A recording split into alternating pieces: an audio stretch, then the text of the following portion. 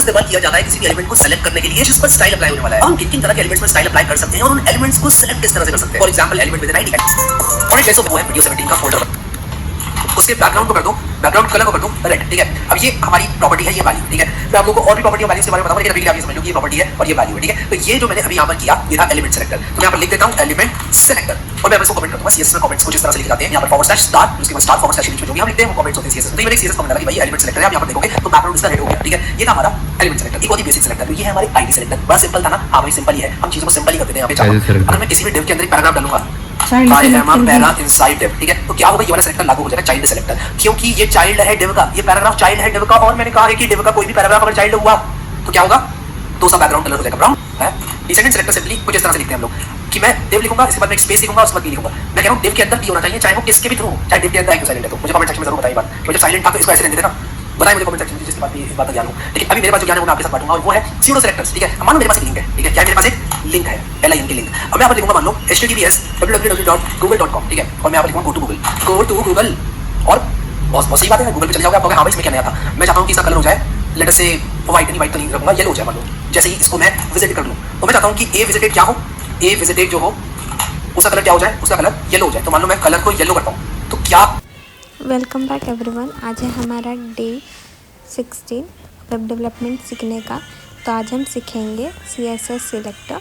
तो हमारा first selector है एलिमेंट सिलेक्टर।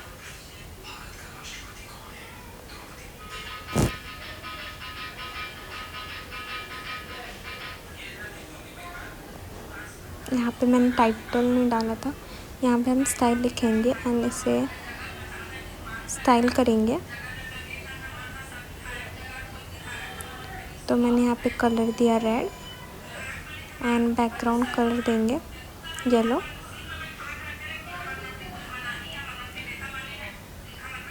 देन हम यहाँ पे टाइटल चेंज करना भूल गए थे, तो यहाँ पे टाइटल चेंज करेंगे। इसका टाइटल देते हैं हम CSS सिलेक्टर्स।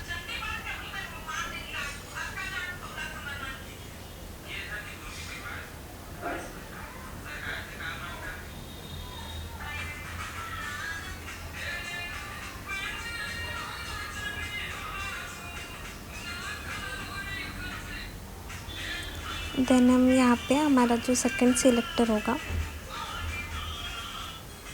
पहले आपको दिखाती हूँ कि ये कैसा दिख रहा है। सो ये देख सकते हो जो एलिमेंट सिलेक्टर है वो दिख रहा है।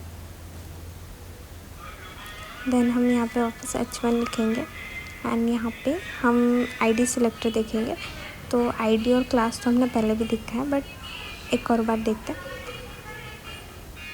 सो ID सिलेक्टर है जिसमें हमें ID सिलेक्ट करनी होती है एंड उसे स्टाइल करने के लिए हमें वो जो ID का नेम है वो पुट ऑन करना पड़ता है। सो ID जो है वो स्लैश से करते हैं। देन हम यहाँ पे बैकग्राउंड कलर देंगे एक्वा एंड कलर देंगे इसका ब्लैक। ये देखो जो ID सिलेक्टर है वो भी दिख रहा है। देन हम क्लास सिलेक्टर देखेंगे। जो क्लास सिलेक्टर होता है वो कॉमन होता है, लेकिन जो ID होता है वो यूनिक होता है। सो हम यहाँ पे क्लास सिलेक्टर में हमें एक क्लास सिलेक्ट करना, उसे क्लास देना है।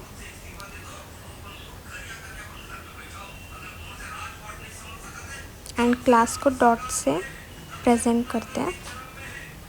तो यहाँ पे हम .h1 लिखेंगे एंड उसको कलर एंड बैकग्राउंड कलर देंगे। तो मैंने बैकग्राउंड कलर रेड दिया एंड कलर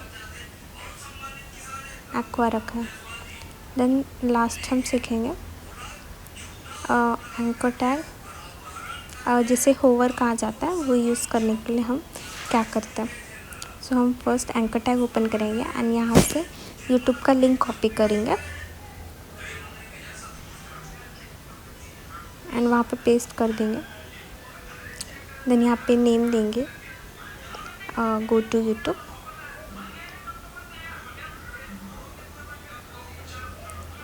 देन हम स्टाइल पे जाएंगे एंड यहाँ पे ए एंड डबल डॉट डाल के होवर डालेंगे and then curly bracket open close करेंगे एंड उसके अंदर बैकग्राउंड कलर एंड कलर आप दोगे तो दे सकते हो। सो मैंने बैकग्राउंड कलर येलो रखा है एंड यहाँ पे मैं लिख के दे रही हूँ कमेंट कि ये कौन से सिलेक्टर्स या फिर इसका दूसरा नेम क्या हो सकता है ये सब। सो ये देखो, ये हमारे 4 सिलेक्टर हमने सीखे आज। सो यहाँ पे देखो, जब हम क्लिक करते हैं तो वो येलो हो जाता है, सो इसे होवर बोलते हैं। सो इसी के साथ आज का हमारा टास्क कंप्लीट हुआ। आज हमने सिलेक्टर्स देखे एंड उसको कैसे यूज़ करते वो देख। So thank you for watching.